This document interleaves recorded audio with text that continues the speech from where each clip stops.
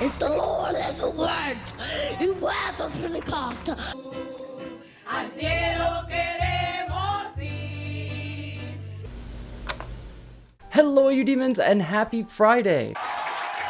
Now that we've gotten a brief introduction to the strange world of cults, it's time to look at some of the more interesting houses of worship across the world. That's right, today we're going to be looking at some of the more anomalous looking churches that the world has to offer. As a side game, if you want to play along with me down in the comments, I'm going to be rating how likely I would be to go to these churches regularly. I know a lot of you may think you're going to set fire as soon as you step a foot into a church, but just know, some of these churches are actually really cool and well worth exploring. Starting us off incredibly strong, we have the Sedlec Ossuary. Practically a church of the Paris catacombs, this place is adorned completely in bones. Located in Prague, this church didn't always look so amazing. That was until the abbot returned one day with holy soil. People immediately jumped at the chance to bury loved ones in the church with the holy soil. And predictably, it began to overflow with more and more bones of loved ones, and so they did the next best thing and said, you know what, why don't we adorn the beautiful church walls with these epic skeletons?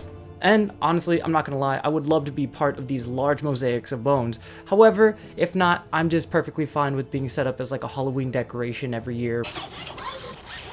Or like, I don't know, just kind of like turn me into like a Spirit Halloween jump scare animatronic or something like that.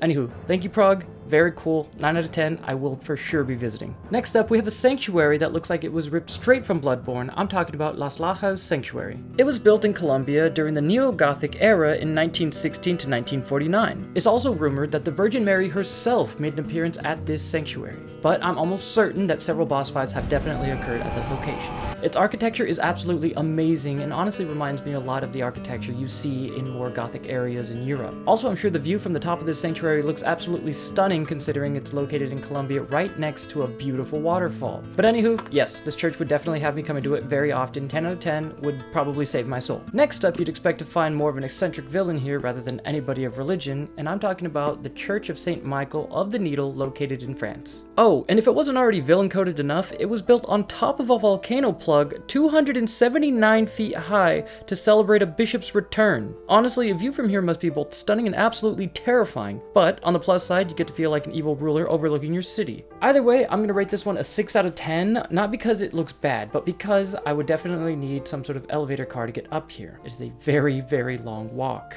Our next church honestly looks like it would serve better as a death metal venue rather than a place of worship. I'm talking about the Borgenstov Church in Norway. The fact that it's in the middle of a cute field makes it all the better. It gets its color from the protective coats of tar covering the exterior. However, the interior isn't really much better with the lack of light that's able to enter. But before you get sad, I know you might want to visit this church and you're thinking, but it's all the way in Norway. Don't worry, they have made replicas over here in the US. These churches are located in South Dakota, North Dakota, Connecticut, and Wisconsin. So hey, hopefully that saves you a good few thousand miles. Also, I just love the way this church reminds me so much of Midsommar and The Witch. If you haven't seen that, 10 out of 10 would recommend, just like this church. 10 out of 10 would regularly attend. Okay, this next one's a little strange, but not exactly for the reasons you would think. This is the Cathedral of Maringa, located in Brazil. Standing at the 18th tallest church in the world, this cone was completed in 1972. And as funny as it may look from the outside, the interior with its lights and its stained glass looks stunning. Also, side note, I think it's really funny that it's kind of surrounded by a bunch of like modern looking buildings,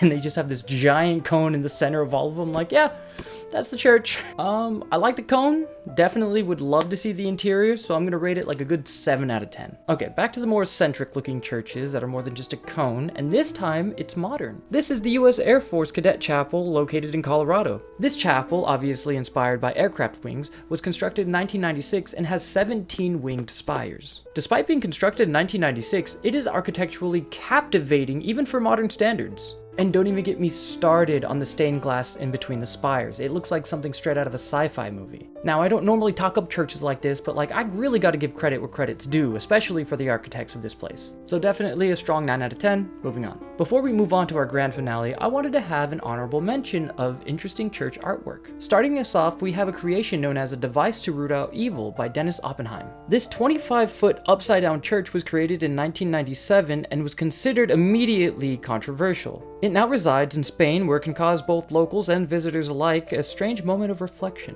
Some immediately chalked it up to being blasphemous just simply due to the orientation, don't worry, same here church, and it mimicking like an upside down cross or the reverse of intent. But I'm interested to see how you guys interpret this art piece. What do you guys think? Let me know down in the comments. Next, we have an amazingly terrifying display known as the Resurrection. Standing at 66 feet long and 25 feet high, its artist Percival Fazzini made it for the Vatican to capture how we were living under constant threat of a nuclear war. Ironically, it was also for the Pope's 80th birthday at the time. Could you imagine just being that Pope, being like, happy birthday! And you're like, oh, what is it, a beautiful statue? Oh, damn! Fazzini summarizes this piece by saying, Christ rises from the crater torn open by a nuclear bomb, an atrocious explosion, a vortex of violence and energy. Wow, thank you, Fazzini. It's very comforting. Alright, shaking the cold chill of looming dread off, moving on to the next church. Okay, for our last church, I'm gonna need you to kind of just hang in there with me. It's gonna look AI generated, but I swear to you it's not, okay? 3, 2, 1. This Catholic church is known as the Basilica de la Sagrada. Holy shit. This Catholic church is known as the Basilica de la Sagrada Familia in Barcelona, Spain. Hola. On March 19th, 1882, the construction of this monument began and still hasn't officially been completed. The architect himself was buried in the church's crypt before its completion, and sadly in 1936, it was partially burned and his plans along with it. And luckily, we have technology to help us kind of scrap together those plans through some sort of technology and kind of create something that we would imagine his plans would be. But it doesn't stop there. Architects insisted more and more should be added, and now we have a history of construction that is just physically visible within the building itself. But you cannot look at the interior of this church and tell me a kaleidoscope was not used in the construction of it. As much as I am uncomfortable walking into churches, and a Catholic church no less, I definitely want to see this one at some point in my life. Also, fun fact, this one is actually expected to be the tallest church in the world as soon as its construction is over. Thank you all so much for joining me and looking at some cool churches from around the world. I know this video didn't seem as research heavy and a bit more brief than my other ones.